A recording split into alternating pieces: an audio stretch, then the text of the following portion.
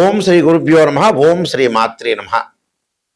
అంగారక గ్రహము మే 11వ తారీఖు నుంచి జూన్ 20వ తారీఖు వరకు కూడా అంగారక గ్రహము మేషరాశిలో సంచారం చేయడం జరుగుతుంది.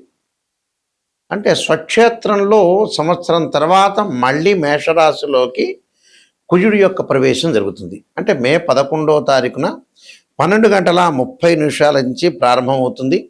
జూన్ 20వ తారీఖు రాత్రి 11:58 వరకు ఉంటుంది.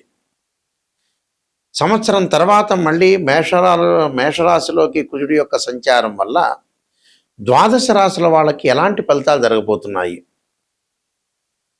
తెలుసుకునే ముందు కుజుడి యొక్క కారకత్వాలు ఏమిటి అంటే సత్వ భూ ప్రాకార రోగ వ్రణ సాహస శస్త్ర అగ్ని సందర్శనోత్పాటన భాతృక కుజ అంటారు.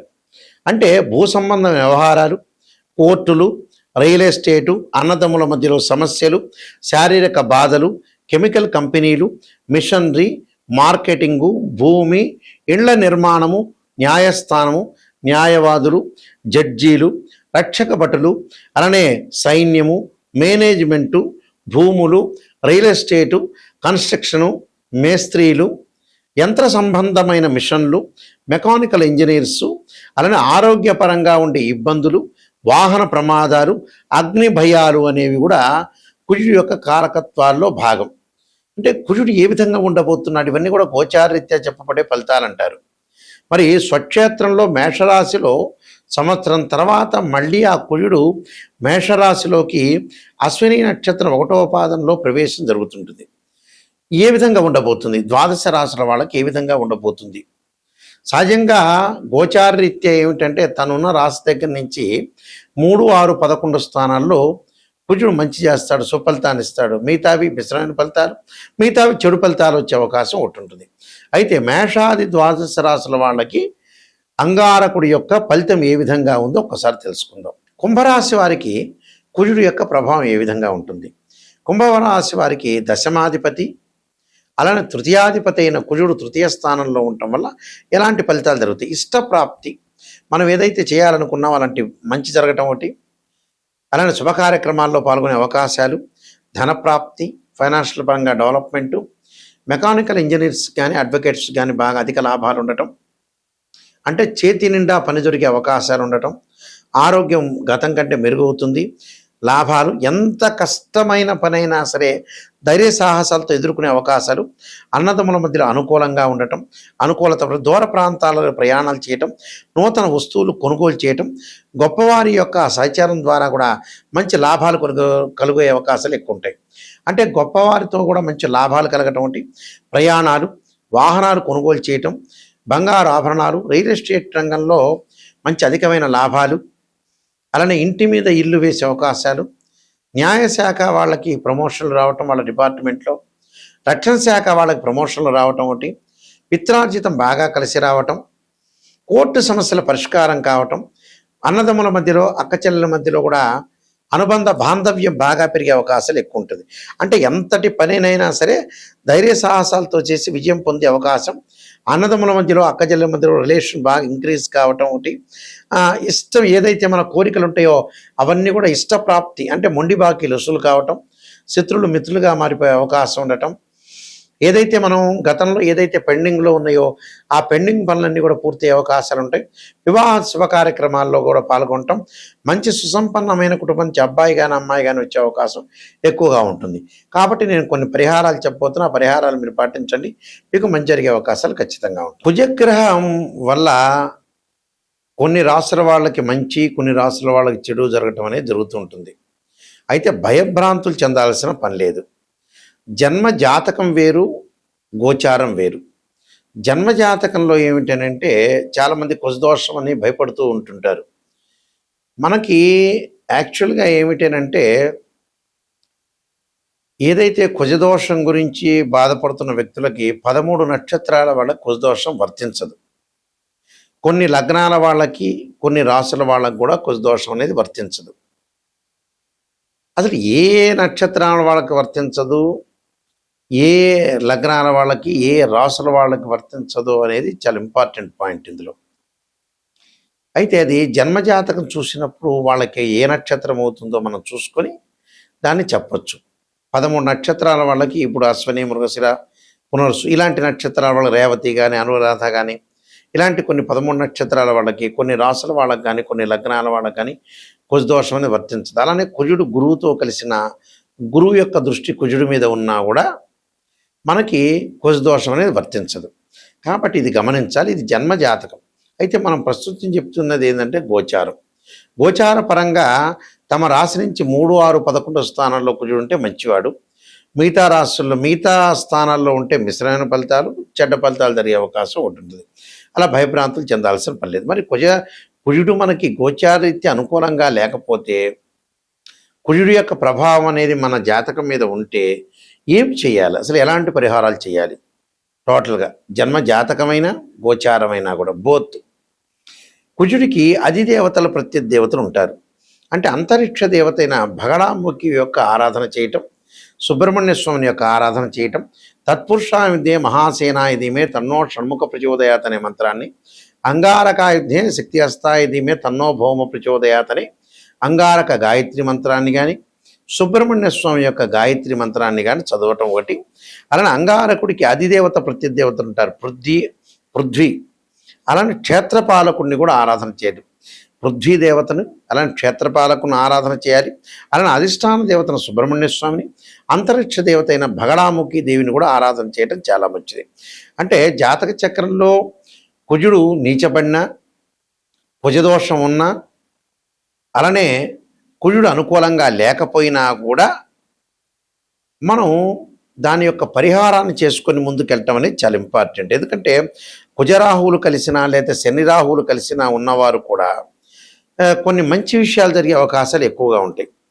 కాబట్టి కొద్దిగా జాగ్రత్తగా ఆలోచన చేసి జాతకంలో ఏంది, కుజుడు నీచపడ్డాడా, శత్రుక్షేత్రంలో ఉన్నారా, అలానే కుజుడు యొక్క కలయిక ఏ విధంగా ఉండబోతుంది అంటే కుజరాహుల యొక్క కలయిక, కుజకేతుల యొక్క కలయిక, కొన్ని కలయికలు ఉంటాయి. కొన్ని కలయికలు మంచివి, కొన్ని కలయికలు చెడ్డగా ఉంటాయి. కాబట్టి జాతకపరంగా భగడాముఖి దేవిని ఆరాధన చేయటం చాలా మంచిది. అలానే మంగళవారం రోజున ఉపవాసం ఉండటం మంచిది. అలానే రెండు జంట సర్పాలను దానం చేయటం కూడా చాలా మంచిది. ఈ పరిహారాలు చేసుకుంటే అంగారకుడి యొక్క దోషం పోతుంది. అలానే అంగారక పాశుపతాస రుద్రాభిషేకం కూడా ఉంటుంది. అది కూడా చేసుకోవటం వల్ల కూడా చాలా మంచి జరుగుతుంది. అలానే అంగారకుడు మనకి నవగ్రహాల్లో అంగారకుడు ఉంటారు. అంగారకుడికి కూడా ఖచ్చితంగా పంచామృతంతో, పండ్ల రసంతో, చెరుకు రసంతో అభిషేకం చేయటం, అలానే కందులు, ఎర్రని వస్త్రము, ఎర్రని పూలు, ఎర్రని ధాన్యం, ఎర్రని కందిపప్పు దానం చేయటం చాలా మంచిది. దానివల్ల కూడా కుజదోషం అనేది తొలగిపోతుంది. కానీ చాలామంది కూడా ఈ మధ్యన కుజదోషం అంటారు. వాళ్ళ జన్మ గోచారీత్యా కాకుండా బర్త్ చార్ట్ ప్రకారంగా 2, 4, 7, 8, 12 స్థానాల్లో ఉంటే దాన్ని కుజదోషం అంటారు. కానీ 13 నక్షత్రాల కుజదోషం వర్తించదు. కొన్ని రాసుల వాళ్ళకి, కొన్ని లగ్నాల వాళ్ళకి కూడా కుజదోషం వర్తించదు. అది గమనించాలి. అది జన్మజాతకాన్ని చూస్తే మనకు తెలుస్తుంది. అయితే నేను కాలసర్పయోగ చంద్రిక, రాహుకేతులు, ఛాయాగ్రహాలు, అలానే జాతక చంద్రిక, వివాహ మార్తాండము, స్వప్నశాస్త్ర ఫలదీపిక, పుత్రగణపతి వ్రతము, బృహత్ పరిహార సింధు, నవగ్రహాలకి దోష పరిహారానికి దశమహావిద్యల యొక్క స్తోత్ర పారణాలు, ప్రిడిక్షన్ ఆఫ్ ఆస్ట్రాలజీ, పుత్రగణపతి వ్రతము, ఇలాంటి నెంబర్ ఆఫ్ ఆస్ట్రాలజీ బుక్స్ రాశాను. అలానే సర్వదేవతా గోత్రపురులు పార్ట్ 1, పార్ట్ 2. అయితే రాజమండ్రి మోహన్ పబ్లికేషన్ వాళ్ళకి దగ్గర ఇవన్నీ కూడా పుస్తకాలు దొరుకుతాయి. వాళ్ళే ఇవన్నీ కూడా పబ్లికేషన్ చేసింది. లేకపోతే నా దగ్గర కూడా ఈ పుస్తకాలన్నీ కూడా దొరుకుతాయి. అయితే మా వెబ్సైటు www.nayakanti.com, www.nayakanti.in చూడండి. ఎందుకంటే జాతకాన్ని వాస్తవంగా ఏంటంటే ఏ జాతకాన్ని మీరు చెప్పించుకునేటప్పుడైనా కూడా కొన్ని విషయాలు మీరు గ్రహించాలి. అంటే ఉన్న వాస్తవాన్ని వివరించడం అనేది చాలా ఇంపార్టెంట్. జాతకం ఏదో చెప్పించుకున్నాం అనేది కాదు. ఒక వివాహానికి, ఒక అబ్బాయికి కానీ అమ్మాయికి కానీ వివాహం చూడాలంటే ఖచ్చితంగా రాశిచక్రము, నవాంశము, భావచక్రము, దశలు, అంతర్దశలు చాలా ఇంపార్టెంట్. సంతానం కలగట్లేదా అనంటే రాశిచక్రము, సప్తమాంశచక్రము, భావచక్రము, దశలు, అంతర్దశలు. వృత్తిపరంగా ఇబ్బందులు కలుగుతున్నాయా? రాశిచక్రము, దశమాంశము, భావచక్రము, దశలు అంతర్దశలు అంటే ప్రతిదానికి కూడా డివిజనబుల్ చార్ట్స్ అనేవి ఉంటాయి. ఆ డివిజనబుల్ చార్ట్స్ కూడా మ్యాథమెటికల్ క్యాలిక్యులేషన్ వేసి ఉచ్చ నీచ స్థానాలు, ద్వాదశ భావాధిపతులు, రాస్యాధిపతులు, ఆ గడిలో ఏదైతే గ్రహం ఉంటుందో దాన్ని మూడింటిని కూడా అనాలిసిస్ చేయాలి. సహజంగా ఏంటంటే భావాధిపతులు అంటే ఏంటంటే మీకు పరిభాషలో చెప్పాలంటే ఇంటి ఓనర్ అని అర్థం. రాస్యాధిపతి అని అంటే ఏమిటంటే బిల్డరు అని అర్థం.